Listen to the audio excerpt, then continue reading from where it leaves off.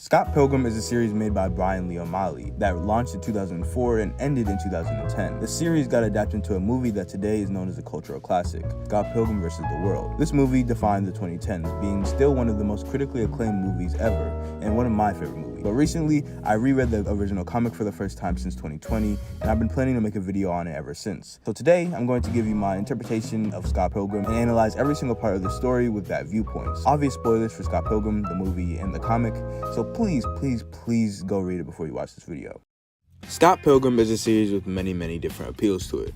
One of the appeals being the video game aspect of the comic and how the movie adapts it.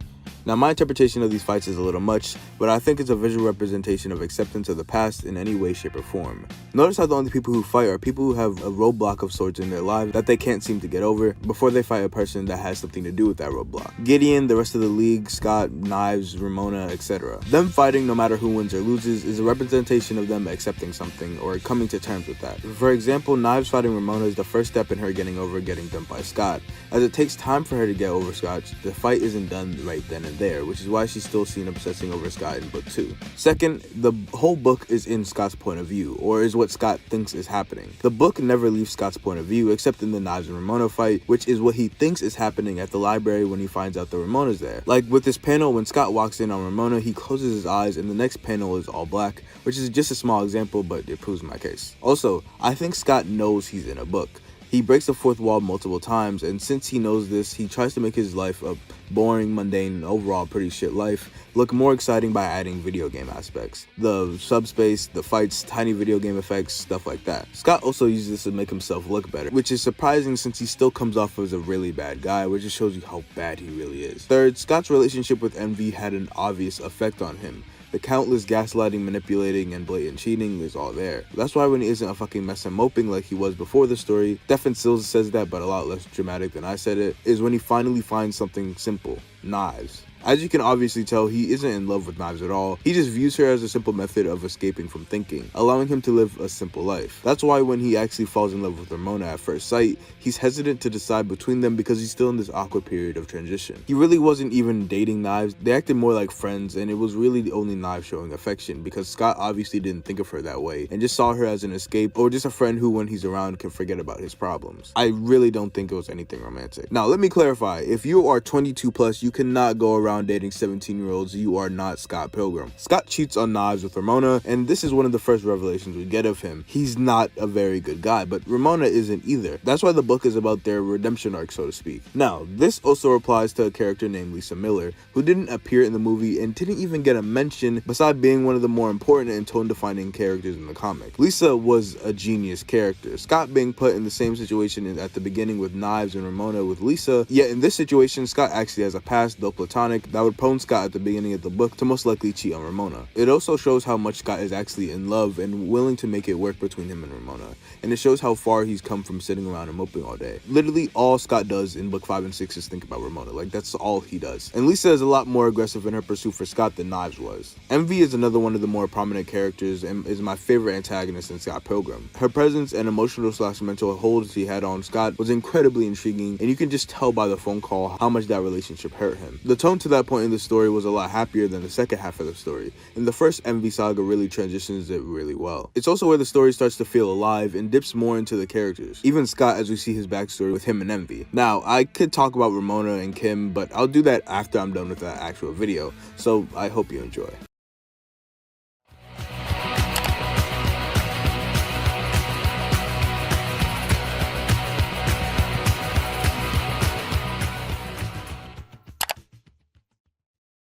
As I said before, Scott Pilgrim starts with an awfully joyful tone, being a lot more playful than the second half of the book, using an underlying tone of how pitiful Scott really is. We're introduced to him via telling us that he's dating a high schooler, immediately highlighting to the reader that Scott is a terrible fucking person. But it's apparent from the beginning that Scott has an ulterior motive, from the way he behaves with Knives, and even what Kim alludes to. Then jumping forward a little bit, his phone call with his sister Stacy Pilgrim. The back end of this conversation is very important, as Scott says that the reason he's doing this is because it's simple. and when she asks him if he's moved on from a certain relationship, he says that he'll get back to her on that, already setting up his conflict with Envy in the future. Next, we jump to the next morning in Scott's dreams. He's completely alone, symbolizing him being a little miserable fuck who's using knives, someone who he doesn't really love, as an exploit for happiness. In this dream, however, he sees Ramona Flowers, an American girl on roller skates who is quite literally the girl of his dreams. And when he sees her for real at the library, it's love at first sight. He's literally stunned by her beauty, and hours later can't play a single note of a song for band practice. Now, this could be looked at two ways. This could have actually happened, or it could have been Scott exaggerating, and it represents him realizing he's in love with Ramona. Either way, it doesn't matter, it's obviously important. Scott then goes to a party where, surprisingly, Ramona's there, in which he tried to talk to her, which went horribly wrong, and then he stalked her until she left the party. Scott then learns from Julie that she's from America and moved here to get a job for Amazon, and also that she just went through a big breakup. So regardless of what she says, Scott sees this as a green light to pursue her, not in like a creepy way. By pursue, I mean buy random cool CDs on Amazon to try and see her. He also gets a letter from Matthew Patel about a fight, but it's pretty boring, so he deletes it. We fast forward to when she arrives in chapter 4, where Scott disgustingly asks her out, and she surprisingly says yes. So yeah, they go on a day in a park, where it actually goes great. The conversations they have a much more soul than the conversations Scott has with Knives. The contrast is incredible. And we also get our first hint of Scott knowing he's in a book, where Ramona says that she doesn't want to talk about her last job, in which Scott says that we should wait till volume 3 for that.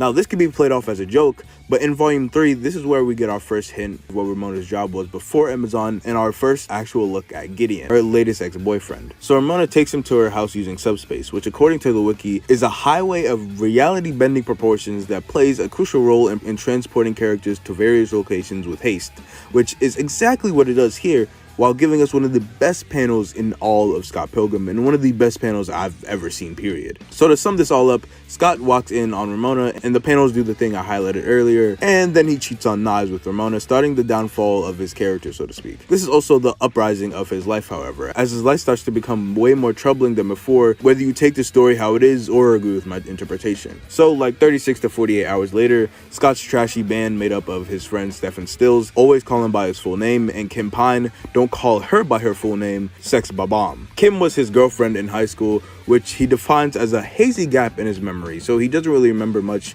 but we'll get there when we do. Right when their band is about to play, a pirate, or at least that's what it looks like, descends from the sky saying his name is Matthew Patel or something, and he wants to fight Scott. He also says that he's Ramona's first evil ex-boyfriend, and then Ramona explains her past relationship with him. Now, this is the first ex Scott has to get over, and because he has no knowledge of the League of Exes, since he didn't read Matthew's letter, and Matthew doesn't explicitly tell him during the fight, it's the easiest and second quickest one he gets over, in only about 21 pages. Ramona's actual history with him isn't anything crazy either. The art looks so good here. So what I think actually happened was that Ramona told Scott about Matthew before or even after the show, and the fight is obviously a representation of him getting over that, but she didn't tell him about all 7 exes that she had before. But on the bus home, however, Ramona tells Scott that he has to fight 7 evil ex-boyfriends in order to date her, which he obliges, and they make out, and then we see Ramona's head glow, and they lived happily ever after. We start with a 16-year-old transfer student by the name of Scott Pilgrim at St. Joe's High School in Northern Ontario 7 years ago, which, fun fact, 3/4 of Canada didn't actually exist before Scott Pilgrim was made. Really a cultural icon. Scott is confronted by 3 jocks and gets into a fight 7 minutes into his high school experience, and a fight he did not win. And while outside the principal's office, he meets a certain girl, Lisa Miller. Scott and Lisa end up being great friends and even start a band together. And then he meets Kim Pine, a girl from geography class, and eventually wants her to join their band as the drummer, and plans to ask her on Monday. But when he arrives on Monday, the school is under control by a man named Simon, who has Kim captured. We get an epic fight between the evil mastermind and Scott, in which Scott wins and saves Kim, and then they kiss. Scott's time in high school while being hazy was an amazing time, and really a romantic comedy, and really almost like a romance movie. But as they say, all good things must come to an end. Scott moves from Ontario to Toronto, ending his relationship with not only Kim, but Lisa as well. He's not dating Lisa or anything, like, you know, friendship, whatever. Now, this scene is incredibly important, but I won't elaborate on it until we get to a certain point in book 6 that further helps my interpretations. So for now, we're just gonna skip the explanation. Wallace had to talk with Scott on a train, telling him that he still hasn't hasn't broken up with Knives and that he should. So that's what Scott ends up doing. He breaks up with Knives, but even after feeling bad, he thinks about Ramona and doesn't seem to mind it much. Scott then fights Lucas Lee, the next ex-boyfriend and professional skater and actor, who is played by Chris Evans in the movie, and Chris Evans does such a great job. I love Chris Evans. Lucas only appears in 13 pages, however, being the fastest one he gets over, most likely because of the placement, as it comes in between him fully being Ramona's and he's fucking famous, and it also comes before one of the biggest fights. Next comes one of my favorite fights in the series, Knives versus Ramona Flowers. Another fight that they had to cut out of the movie because, you know, time, and instead they made it happen at the very end of the movie, and they changed pretty much everything about it, so it wasn't as good, but it doesn't matter, the movie's still great. Ramona and Stacy are at the Toronto Reference Library. Now, there's a lot to unpack here. As Scott knows Ramona and Stacy are at the library thanks to Julie, so the scene is what he thinks is happening there, and he thinks of the worst, Ramona meeting Knives. But this also represents Knives slowly trying to get over Scott. Also, this fight is just so raw. Knives using knives and one of her attacks being called chow down is just poetry. Now, pay attention to how Knives doesn't actually disappear in this fight like all the other fights prior. She nor Ramona just poofs away and leaving money, telling us Knives hasn't fully gotten over it yet. Now, after this fight comes arguably the most important conversation in the entire book. The first conversation with Envy Adams. You can see just by saying 2 words how shocked Scott is. And man, this conversation is uncomfortable. And you can tell Scott feels that way too by his face, the paneling, and the replies. Just the conversation is just beautifully done. Pictures of him and Envy flashing across the panels. Oh my goodness. So basically, Envy has a very, very popular band by the name of Clash at the Demon Head, mentioned beforehand by Knives, I believe, and she wants Sex Bomb, Scott's band, to open for them at a concert, and they accept because they need people to know them. And when they start playing, we find out that Todd, the guitarist, is the third evil ex-boyfriend. And after they play Angelic too, they get invited backstage. In this backstage conversation, Knives fangirls over Envy a little too much and gets punched so hard her highlights fall out, which sucks because I loved her highlights. Also, I think this is probably just a metaphor for her getting kicked out or something. Now, the mood is very tense and overall just very uncomfortable for everyone involved. Envy tells Ramona that they're a cute couple and she suits Scott, which is not a compliment, like, at all. And I know she thinks that, and really, she just talks crazy to Ramona, like, this whole conversation. I'm surprised she didn't just smack her with that big-ass hammer she has. She says she likes her outfit and asks if it's affordable, which is just a crazy thing to ask right after saying you like the outfit. And she asks if Ramona saw a lot of New York, as Julie tells her that she's from New York. And before Ramona can fully answer, she basically calls Ramona a fucking prostitute, which had me rolling when I read it, but man, oh man, Envy's just a bitch, man. So Scott mans up and throws a punch at Todd because he doesn't hit women, of course. He's a nice guy. And Todd picks him up telepathically using his weird vegan powers and sends him fucking flying through the wall. Todd then talks about the science of being vegan, but no one really pays attention nor cares. Next, we get a flashback from Scott's first year of university, and man, oh man, he's so sexy. But basically, the Envy we see here, whose actual name is Natalie V. Adams, is a complete contrast to the one we know. Scott then tries to attack Todd and gets shot up into the air like a fucking seal. Also, the format of how Bryan Lee O'Malley does flashbacks is really, really cool.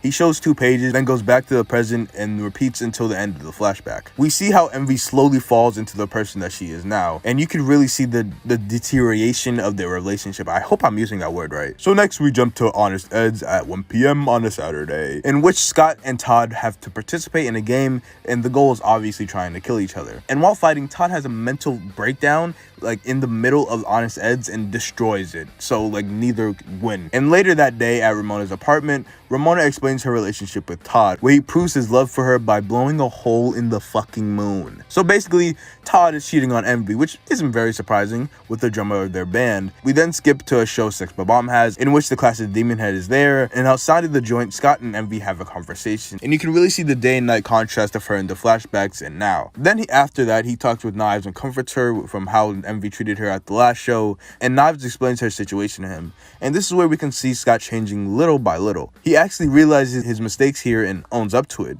telling Knives that how he treated her wasn't right. Envy and Ramona start talking inside the bar, and man, oh man, Ramona starts using her real name and they instantly start fighting. But Ramona didn't fight her when she called her a fucking prostitute. So, I mean, who's the real barbarian here? Ramona pulls out the giant hammer I mentioned before, and they have a really cool clash while people cheer for Envy because, you know, she's famous and hot. And a guy in the back asks them to make out, which was just the funniest thing to me in the world when I read it. Now, I think this fight can go 2 ways. Ramona gets over Scott's history with Envy, as I do believe Clash of the Demon Head actually comes to Toronto and does the show prior to this. This is also why I think this is Envy getting over Scott, moving on from her, as in the phone call she learns of Ramona and tells Scott that she's allowed to be jealous. So they have a little tussle, and before Envy smashes Ramona's head in with her own fucking hammer, Knife swoops in and saves Ramona. Now this little thing could be her getting over her getting bitched at the show, and also could be a stepping stone in getting over Scott, as after she does this, she says that she only wants his happiness and didn't do it for Ramona. Sex Bomb then comes out in amazing fucking outfits, and Scott sees Envy about to smash Ramona's head in, and he thinks she says squishy squish, squishy squish, squish squish, something like that,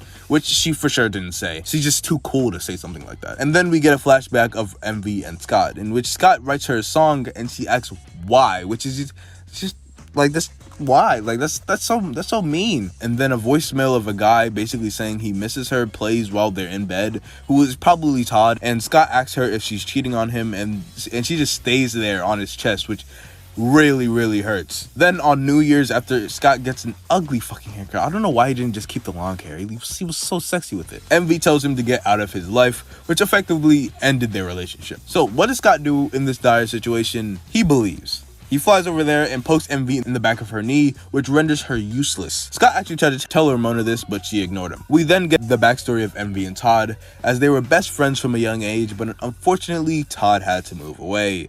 The girl grew up alone and never found another she could truly love, though she tried her hardest. Then when it all seemed lost, the boy returned, promising they would never part again. The boy displayed his affection in the most remarkable fashion. Soon enough, the boy had to leave again. They vowed to always be true and never waver. So Ramona breaks the news to her that Todd did the moon thing for her first, and then Todd comes out of the bathroom adjusting his pants and has panties on his head, and behind him comes out the drummer. Before Envy can hit her out of the orbit, she teleports away. Envy then attacks Todd and hits him in the fucking balls, so he flings her across the room using his weird vegan powers. So Scott comes in and bonks him on the fucking head with his bass, and they have the greatest bass fight to ever exist. To Scott's surprise, Todd is actually pretty good at bass and gets his ass beat. But with the help of an extremely convenient plot device, a newly magic buffed Crash and the boys, Scott has a chance, but Todd is just too powerful. But before Todd has the chance to finish any of them, the vegan police show up, arresting Todd for eating gelato, which has milk and eggs, which I didn't know. I thought it was just like fruit ice, but I've never had gelato, so I mean, I wouldn't know. I'm gonna order gelato right now, matter of fact. Hold on, give me a second.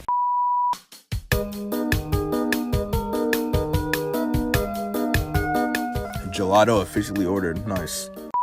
Todd then tells him that he's a fucking rock star and they can't do this to him. But then they take his powers away, effectively ending his reign. And Scott literally headbutts him and he fucking explodes. And he even gets an extra life. Now, to explain this big fight, arguably the biggest in the series, it's a representation of not only Scott getting over Envy, but getting over Todd as well. As Todd is not only the evil ex-boyfriend, he's the person Envy was most likely cheating on him with. She probably just made up the name Jacob, or she was cheating on Todd and Scott at the same time. And Scott getting an extra life is not only going to come in handy later, but represents him finally moving on from Envy.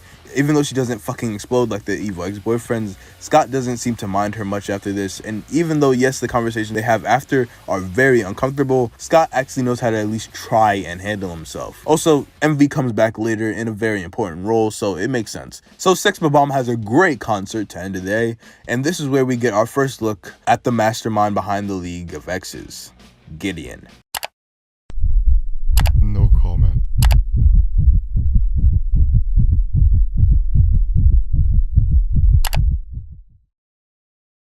This is where what Scott says in issue 1 comes in, as it's stated multiple times that Ramona worked for Gideon, whether it be actual fucking prostitution like Envy hinted at, or some job Gideon gave her. So Envy leaves, for now, but Scott doesn't really get the closure he wants, unfortunately, but hey, that's okay. But after the gang gets together and has a great, nice beach party for Julie's birthday, Scott wakes up one day to a heat wave, and Wallace calls him and tells him to go outside like a normal person would do.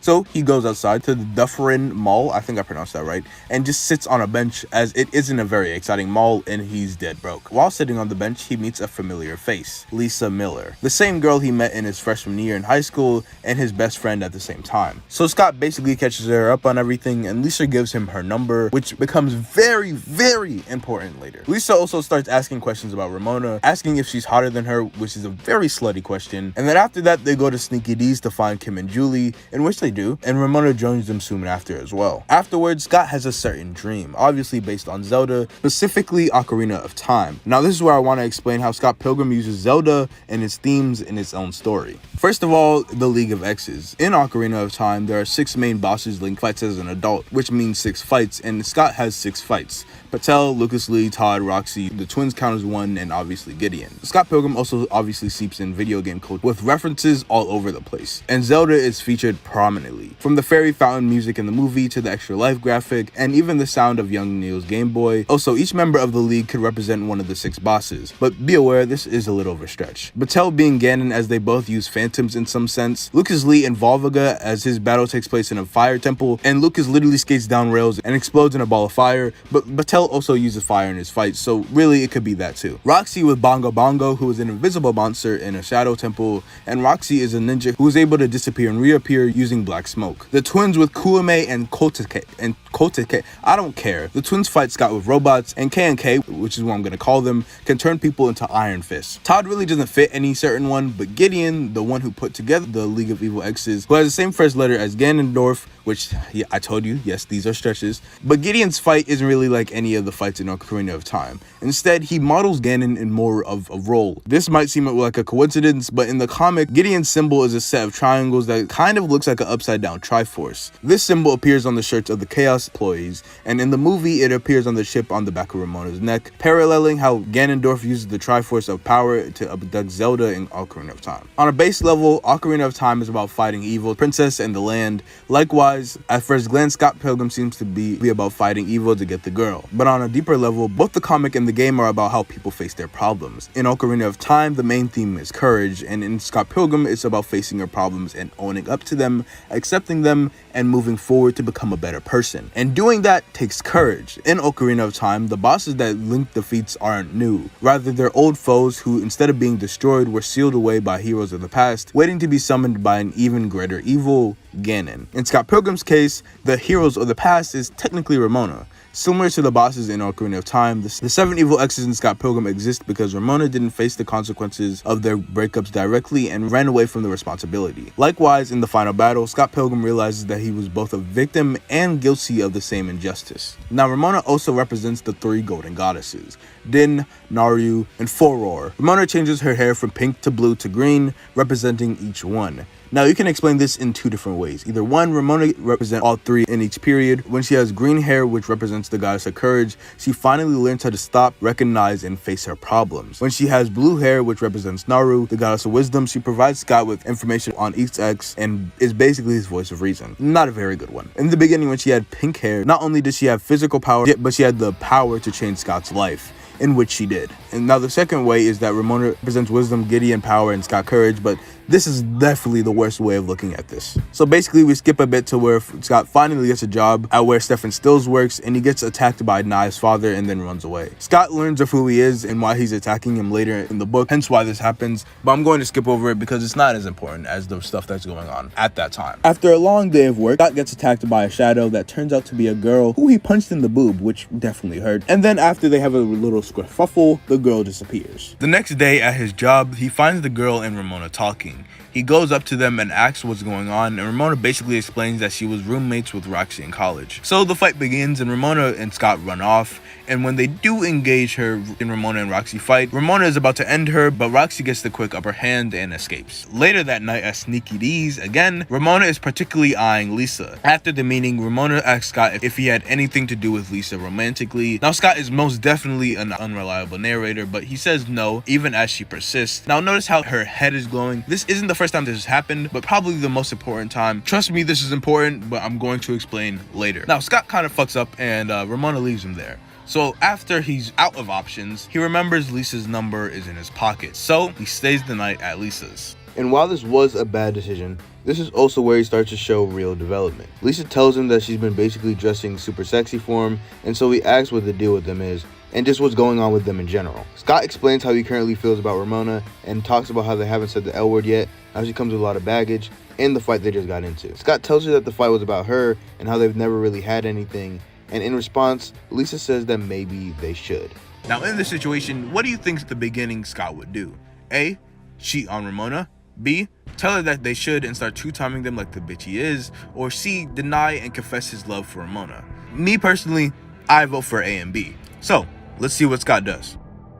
He blacks out, switching to a dream just like the Zelda one we saw before. The wannabe Navi asks Scott if he knows the code, as he once knew it, but Scott doesn't know the code. Not anymore. An angel that looks like Lisa appears in front of him, and he gets attacked by the second person who's been haunting him, Roxy. Now, this dream might be simple with only two things that you can really analyze, which are what the code is and the angelic Lisa. The code can mean being a fucking douchebag and cheating all the time, which was what he was doing in the beginning of the book, having little remorse for what he did to Knives at the time until the Clash of the Demon Heads show. That kind of oversimplifies it, but you kind of get the gist. And angelic Lisa could represent how Lisa is basically everything Scott has ever wanted, which is what he says. So Scott wakes up from his nightmare or dream, whichever one, and different from what we were meant to believe, Scott doesn't cheat on Ramona. And Lisa explains that he started babbling about how much he loves Ramona, and then they bought pizza, and then her sister started getting mad and stuff, etc., etc. Now, I explained the significance of this in the beginning, but to reiterate, Scott being put in the same situation at the beginning with Knives and Ramona with Lisa, yet in this situation, Scott actually has a past, though platonic, with Lisa. This would prone Scott at the beginning of the book to most likely cheat on Ramona. And since he didn't and even confessed his love for Ramona, it shows how Scott is actually in love and willing to make it work between him and Ramona. And it shows how far he's come from sitting around and moping all day. So after arriving at Ramona's house through subspace after being attacked, he explains what happened last night, and Ramona asks if she's in love with her while her head glows. And before he can say he's in love with her, Roxy comes down the stairs. Scott sees this and boom, his head glows. Trust me,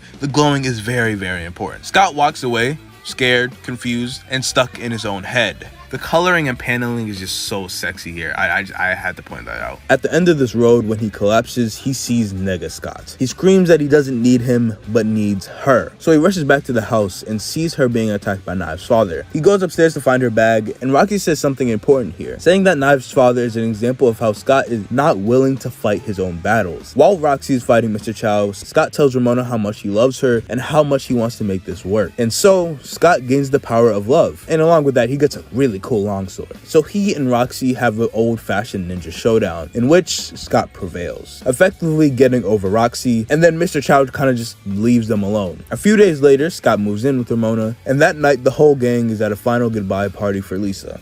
And so, book 4 ends.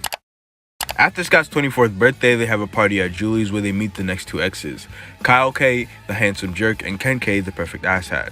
Scott fights a robot they bring out while Kim and Ramona have a conversation outside. Meanwhile, inside, Stefan Stills tells Knives that Scott was two-timing her and Ramona, and basically tells her that Ramona doesn't know. But Scott beats the robot and gets absolutely nothing, so they go home. Something like 72 hours later, we have Sex Bomb, who have been recording for months and months on end, finally have a show at Sneaky D's. While they play, Ramona is in the bathroom and gets attacked once again by Knives Chow, who tells Ramona that Scott was cheating on the both of them, and so she leaves. We then see Scott destroying a robot with his base, effectively ending their show and marking it as the worst show ever. Ramona then kicks him out. Scott, unaware of the conversation she had with Knives, tries to find some place to sleep, so he ends up crashing with Wallace, and because of this he learns of Gideon Gordon Graves, which is one of the coldest names I've ever heard in my life, who is also the mastermind of the league. The day after, he sleeps on the couch at Kim's, and Kim helps him talk to Ramona again. Kim talks about her relationship with the guy with the car and stuff. His name was like Jason Kim. Get it? Kim Pont.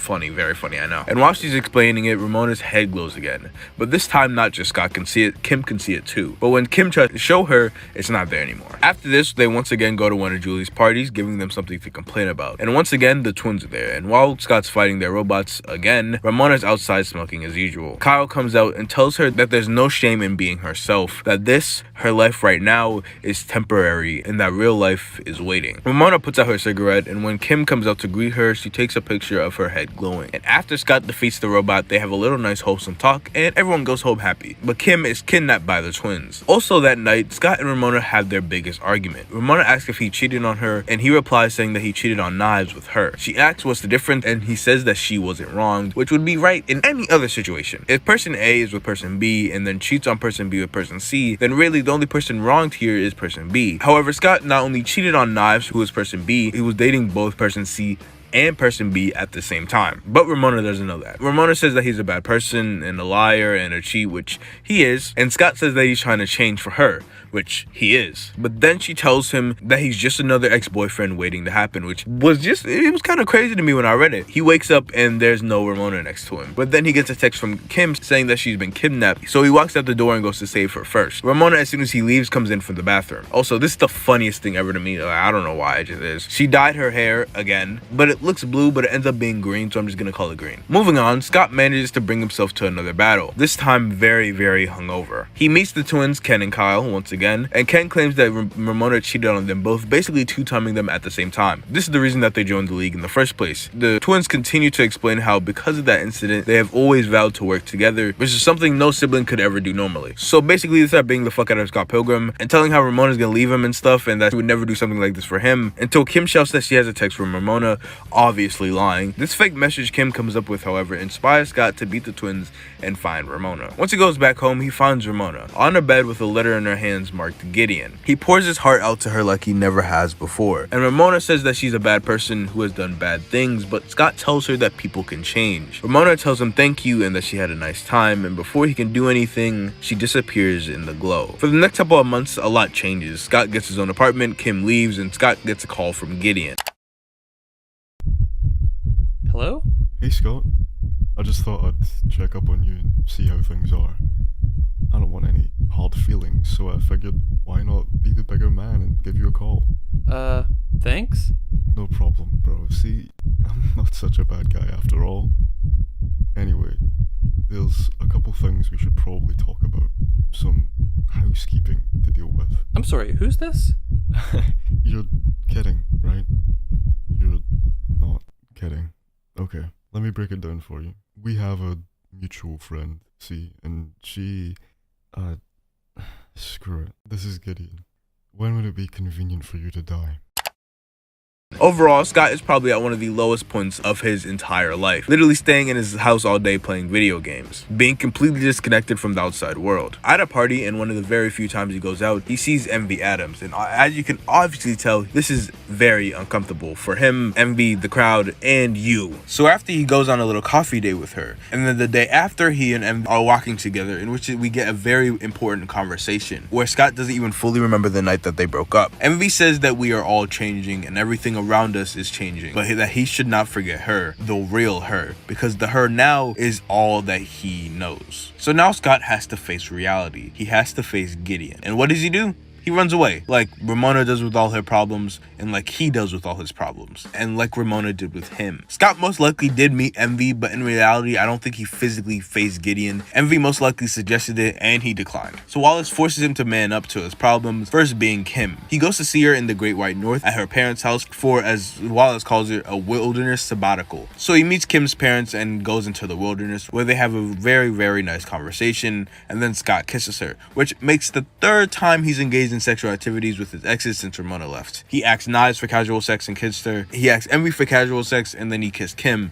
which I didn't cover the first part. I didn't cover the first part because that would just be very uncomfortable, so I didn't. This is where we get recontextualization for basically everything regarding Scott's memory. Kim tells Scott that high school, in fact, wasn't a romance movie. She didn't hear that he was moving away from him, but Lisa instead, and Simon Lee wasn't a bad guy, and he was just a nerdy guy Kim was dating at the time. This tells us that not only is Scott an unreliable narrator, but he also tends to exaggerate things to make himself or his life seem better, which recontextualizes my interpretation. Scott's head starts glowing, and out from the bushes comes Nega Scott. Nega Scott is every bad part of Scott, his past mistakes and his self-absorbent nature. Even during this trip, he says that Kim came to the Great White with her parents because of him. Before, during the Roxy thing, he ignored this nature and instead tried to fill the void using his love for Ramona, which you can see how that turned out. What Scott initially tries to do when he fights Nega Scott is kill him in order to move on from Ramona. Kim tries to tell him that if he forgets his mistakes, he'll keep making them on, which is what he's been doing for this entire book. But Scott says that doing this is much better than having to live with himself, but everything he's done will just keep following him and haunting him around. He has to hold on to his mistakes and learn from them. And when his selfishness and despair has the upper hand on him, who does he think of? Ramona. All of the good and all of the bad. This prompts him to not kill Nega Scott, but absorbing him, making them one. So now he's complete and recognizes his mistakes. Scott Pilgrim is coming home, and this time It's personal. Ah, that's so hard. That's so hard.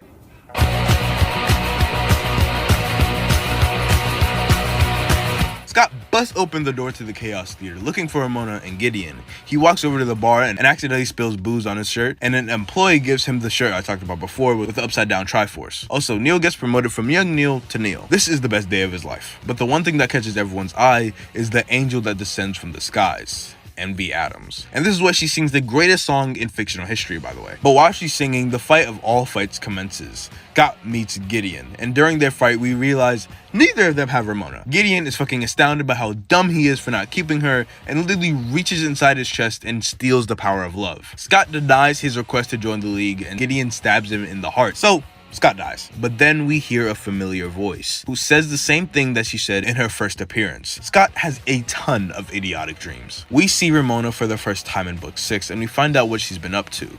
She disappeared to find herself, as she says that the last few days that she was there, she was messed up like crazy and didn't want to mess him up too, even though he got messed up anyway. Ramona owns up to her mistakes and doesn't want to be the one who always leaves and doesn't say goodbye. She left for herself and came back for herself, yes, but she came to make herself say sorry to Scott. Scott just kisses her like the sex addict he is, and she tries to tell him that she apologizes for being a crummy girlfriend, but Scott continues. They then come to the conclusion that he's fucking dead, but then he gets the extra life he got from Todd. Scott is revived and has Ramona by his side. Gideon pulls out his own 6 exes, who are in cryostasis pods, one empty, which is for Ramona. But instead of them being evil, all 6 are obsessed with Gideon, awaiting for the day that they'll go out with him. Is how he puts it anyway. Then he hits the crowd with the glow ray. While fighting and arguing, Scott asks why his head is glowing, and Ramona says that the glow was Gideon's invention. He then says that the reason he started the league was because he was wasted and put a rant on Craigslist, and a bunch of actual evil ex-boyfriends found it, which is just hilarious. He then says that even if she did date them while they weren't evil, she's the common denominator. Ramona has no ideas, so she goes to the one that she always uses. She runs away. Well, tries to, as Gideon stabs her in the fucking back. Gideon then explains that she's been riding the glow into subspace, which allows her to travel like she does. Then he explains the glow to Scott, saying that emotional warfare is how he makes his money. The glow seals you inside of your head, making it just you and its issues, and it's chronic. So basically, according to the wiki of course, the glow manipulates subspace inside the minds of those it affects, causing them to become overwhelmed by their personal issues. The glow suppresses positive emotions such as friendship and love, and simultaneously enhances negative feelings like suspicion, jealousy, and self-loathing. As such, the glow can be used to poison or even destroy relationships. It also makes a person more susceptible to Gideon's manipulations, like Ramona and Scott when they argue during this fight. This explains the times the glow appears, recontextualizing every moment, like when Scott is arguing with Ramona, when Scott is talking to Kim, etc, etc. We then get a flashback of Gideon and Ramona's relationship, and the ending of it being almost identical to the ending of Scott and Ramona's. On Ramona's seemed-to-be deathbed, she said that Gideon treated their whole relationship like an experiment, the opposite of how Scott treated her during their relationship. Scott goes inside her head to end this once and for all, to finally get rid of his last problem, to finally be able to be Ramona's, to finally fight Gideon. We see Gideon on a throne with Ramona at his feet, having her by a leash. According to him, he is all-powerful inside her head. Scott rushes at him, telling him to look at himself, and the panel here is just gorgeous. He headbutts him, knocking him out of his Akuma form. Yes, I know, it's cringy. I'm going to call him that anyway. By headbutting him, he affects him with the glow as well and saves Ramona. But the glow is nothing to Gideon, as he says that he's been in his head since the day he was born. Ramona's hair here turns from pink to green, which represents what I talked about minutes ago. She admits that Gideon has a part of her that still belongs to him, but the other parts are done with him. Before Gideon attacks Scott, Ramona blocks his attack using her bag that connects to subspace. Gideon instead breaks the bag, getting rid of the glow, symbolizing a change in her life. A life free of Gideon and being inside her head 24/7. Because of this, she receives the power of true love, which heals her wounds. Scott then thinks of the end of all his relationships. But instead of sugarcoating it to make himself look better, he actually sees how all of them ended. Not only that, he finally understands himself and his problems, which earns him the power of understanding, completing his development and growth to not only becoming a better person, but a person that knows who he is. With this, they finally corner Gideon. And for messing with Ramona's head, for the League of Evil Exes, and for the good of all mankind, Scott and Ramona finally end Gideon. Scott then gets a hug from Envy, giving him final closure. And in the end, we get one final conversation about change, and about holding on. So Scott and Ramona finally try again, and they jump into the unknown, into the void of never-ending change, and into the heaven known as love. I was just gonna drop him off, but figured I'd stick around long enough to say hi. Well, hi. I gotta get a picture of this. Ramona is a tale for young people. She is one of the most important characters to understand when it comes to not just acceptance or chance, but love. Her character teaches that there are no bad endings for people who keep trying. You can get it wrong 7 times, whether it be in a relationship choice or in everyday mistakes, but those who have the courage and faith to keep on trying have a light at the end of the tunnel. Life is not simple. I think we all know that. But hold on. That is what makes all of our lives special. The ability to push ourselves and keep going.